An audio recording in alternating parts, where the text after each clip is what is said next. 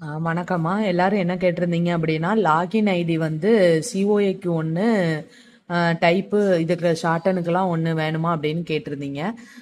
சிஓஏக்கு அதாவது ஒரு login ID போதும் அப்படின்னு சொல்லியிருக்காங்க. ஒரு லாகின் ஐடி போதும், 2 கணக்கெல்லாம் தேவை கிடையாது. ஒரு கணக்கு போதும். அதுலேயே வந்து நீங்கள் 2 3 அப்ளிகேஷன் கூட நீங்கள் 2 அப்ளிகேஷன், அதாவது சிஓஏ தனியாக, டைப் இந்த ஜிடியுக்குள்ளது தனியாகவும் நீங்கள் பண்ணிக்கலாம் அப்படின்னு சொல்லியிருக்காங்க.